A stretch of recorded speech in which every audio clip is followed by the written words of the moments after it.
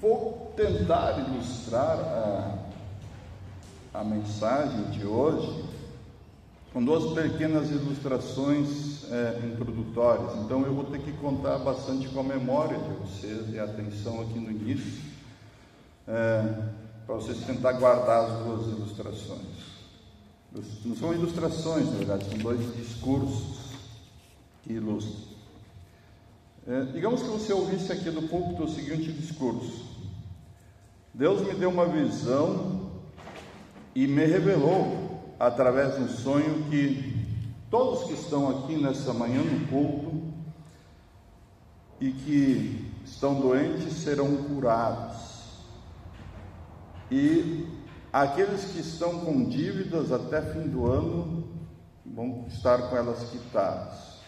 Se alguém tiver um dinheirinho lá na poupança, eu garanto que até o fim do ano vai ter o dobro. Vocês só precisam acreditar que tudo vai dar certo e as coisas vão começar a acontecer na vida de vocês. Todos vocês serão felizes e bem-sucedidos em suas vidas. Nenhuma doença, aflição, mal vai atingir vocês. Tudo só depende de vocês, da fé de vocês. Vamos chamar esse discurso de discurso número 1, né? Agora vamos para o discurso número 2. Captaram 1? Vamos para o 2. Deus revela em sua palavra que todos os que estão nesse culto nesta manhã precisam se arrepender dos seus pecados para receber o perdão de todos eles. Alguns de vocês talvez estejam enfrentando doenças ou problemas financeiros, passando por aflições no trabalho ou em casa. E isso se deve pelo fato de a gente viver num mundo estragado, corrompido pelo pecado.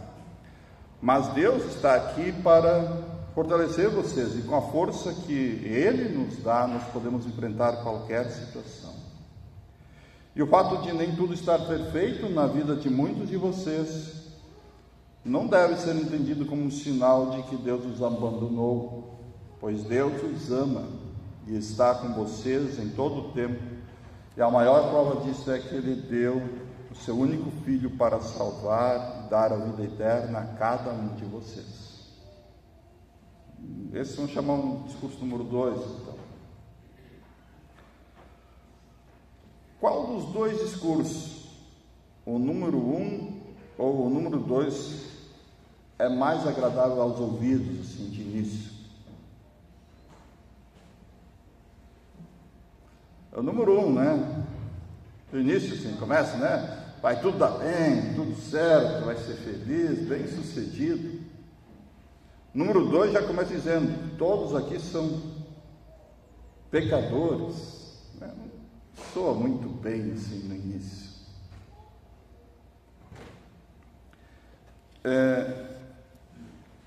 E eu pergunto a vocês, qual dos dois discursos é uma palavra profética? Qual deles deve ser entendido como uma profecia de Deus? Aí é o número 2. Por quê?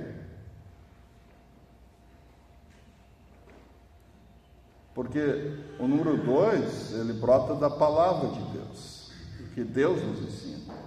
O número 1, eu até posso ter tido esse sonho essa noite, mas isso não quer dizer ainda que Deus falou por mim. E na verdade, o que está no número 1, muita coisa que é contrária à palavra de Deus, né? Que a palavra nos diz. Então, o 2 é claramente uma palavra profética, enquanto que o 1 não. E eram basicamente esses dois tipos de discurso, de profecias, que estavam no palco lá na época de Jeremias. O povo de Israel, o melhor povo de Judá, e aqui eu faço um pequeno parênteses, sempre é bom lembrar que esse povo não é o mesmo que o Estado de Israel atual, né?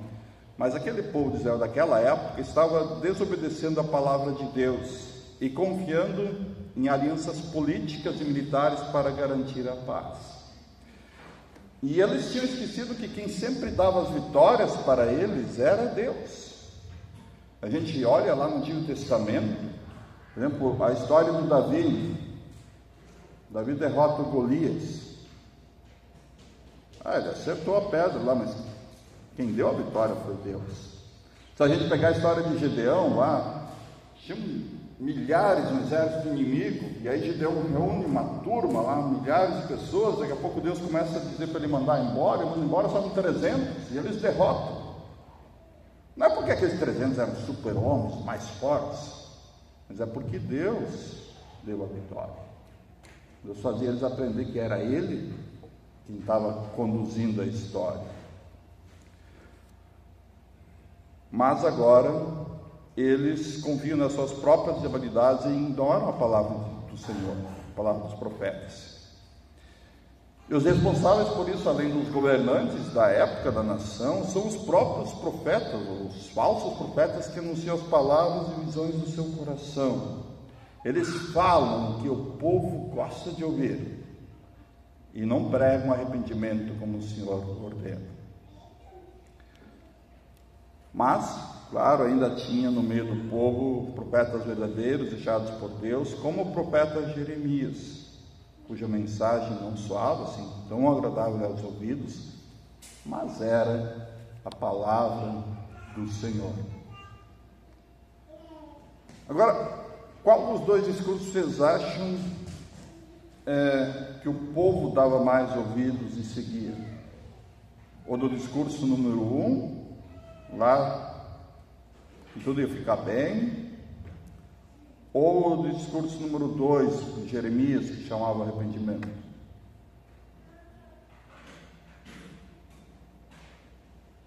Se vocês lerem lá, era o número 1. Os Jeremias, eles queriam se ver livre, né? Chegaram a jogar num poço, eles não queriam nem ouvir falar. Abrir a boca, eles já se viravam, expulsavam da cidade, perseguiam. E a reflexão e hoje em dia, se houver opção, qual dos dois discursos as pessoas ouvem e procuram ouvir?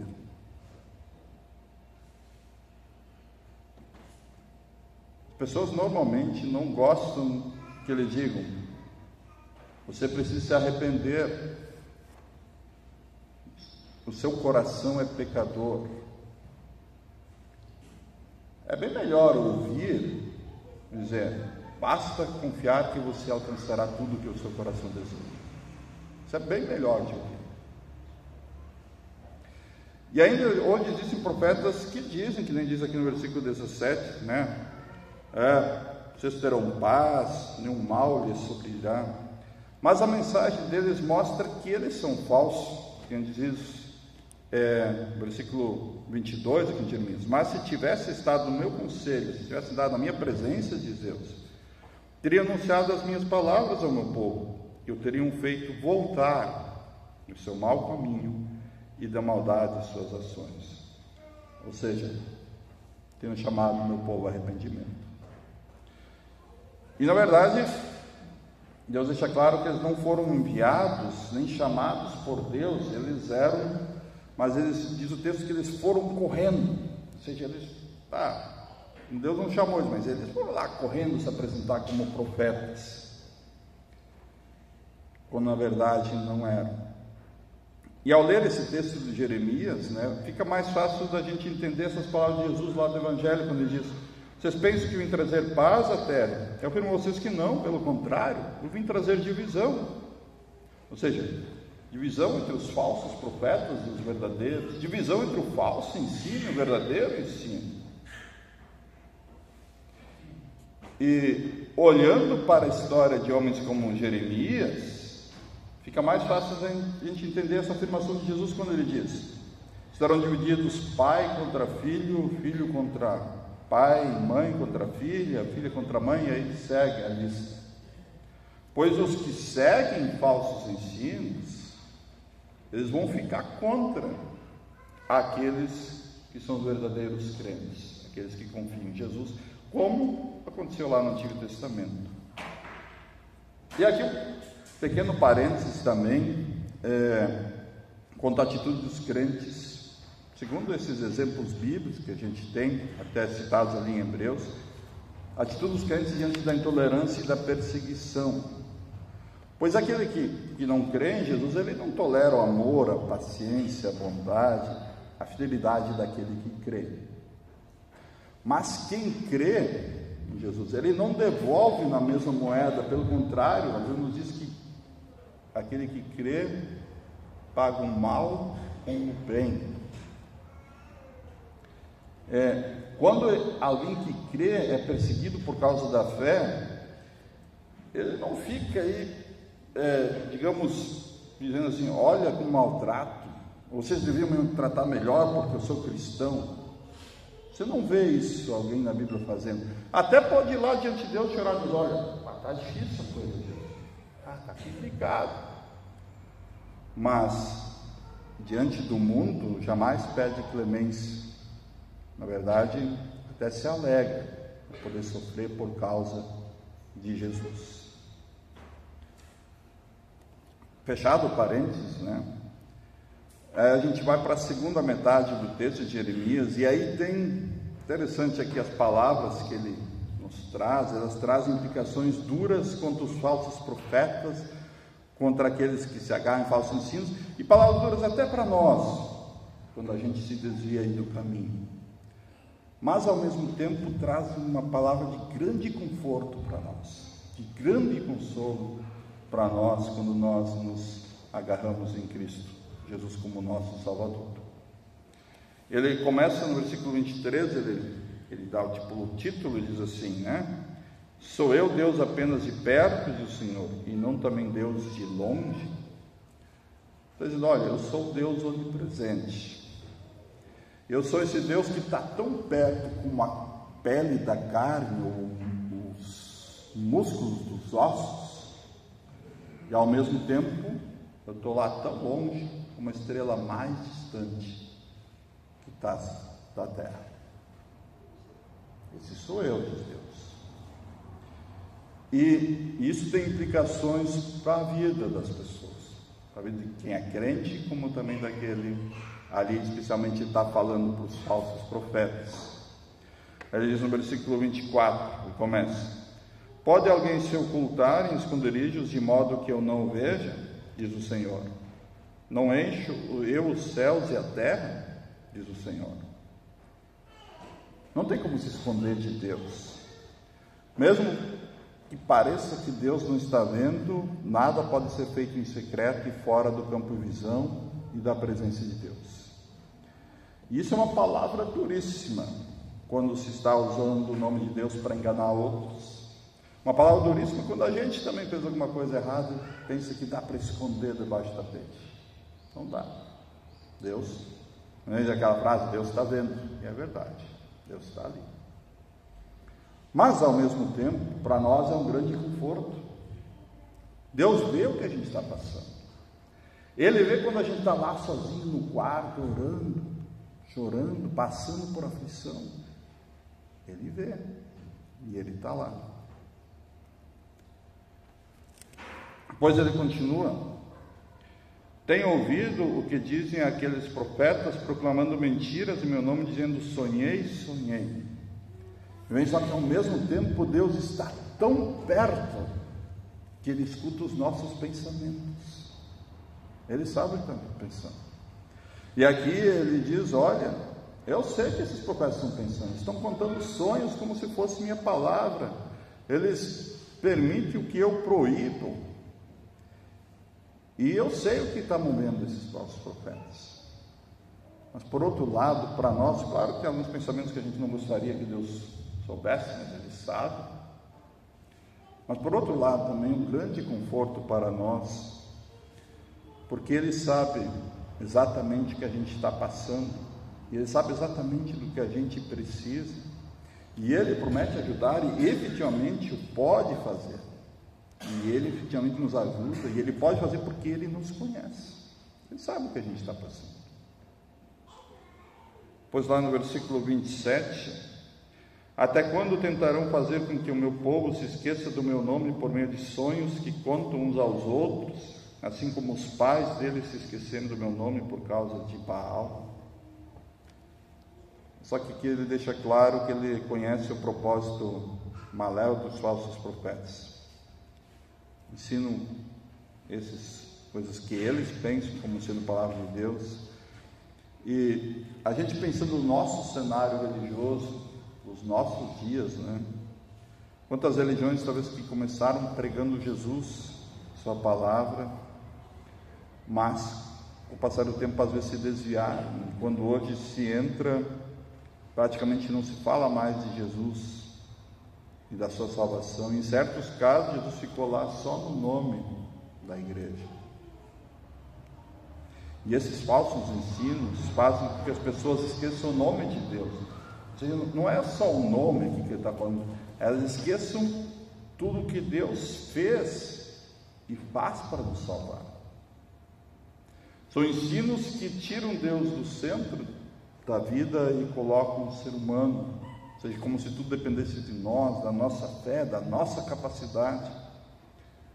O que Deus diz sobre nós nesses casos muitas vezes é ignorado, não é levado em conta. Somos pecadores e dependemos totalmente da graça de Deus para a nossa salvação. Mas que bom que Deus nos deixou a sua palavra escrita, para que a gente possa avaliar esses discursos que a gente ouve e julgá-los de acordo com esta palavra, para ver se são palavra de Deus ou ensinos meramente humanos. E aí vem o versículo 28, mais um alerta. Ele diz: o profeta que tem um sonho, conte como um simples sonho, mas aquele em quem está a minha palavra, fale minha palavra com verdade. O que é que a palha tem a ver com o trigo, diz o Senhor. Ou seja, o profeta tem que ser honesto. Ele pode até compartilhar um sonho que ele teve, mas como sonho, não é a palavra de Deus. Depois do versículo 29, não é a minha palavra como fogo, diz o Senhor, ou como um martelo, e como um martelo que despedaça a rocha. A palavra de Deus é fogo, diz o texto.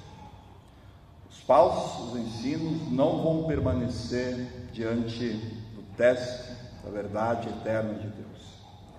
A palha dos falsos ensinos vai queimar, somente a semente da palavra de Deus vai permanecer.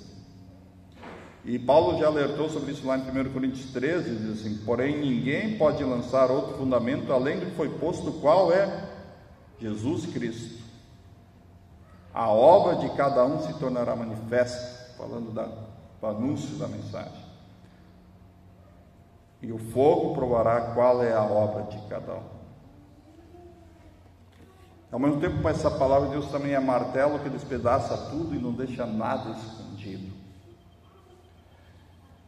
E essa palavra também aqui toca e transforma os nossos corações, nos leva ao arrependimento, a vencer nossos pecados. Essa palavra que nos leva a confiar no perdão de Deus. Essa palavra que derrama o seu Espírito Santo em nosso coração para nos distinguirmos do que é verdadeiro e do que é falso. Essa palavra que nos conduz aqui no mundo. E essa palavra nos revela que Deus, esse Deus que está lá nos céus, também é esse Deus que está aqui na Santa Ceia, o corpo e sangue se dando a nós. Até a volta de Jesus, sempre vão ter vários discursos sobre Deus. Até mesmo dentro do cristianismo, sempre de novo vão se levantar falsos profetas, que vão dizer: vocês vão ter paz, nenhum mal vai lhes sobrevir.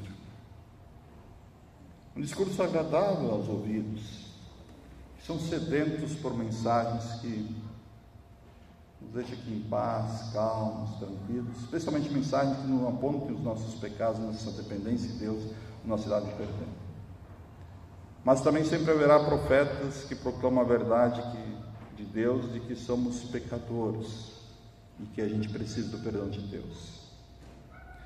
Que Deus nos ama tanto e comprou de volta para si ao dar Jesus para morrer na cruz.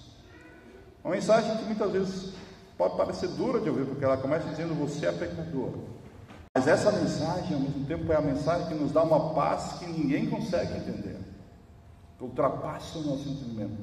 Essa paz eterna que foi conquistada por Jesus para nós lá na cruz. E essa mensagem é a verdade, é a palavra de Deus. A questão que fica é: qual dos dois discursos você vai ouvir? Qual dos dois você vai procurar escutar? Amém.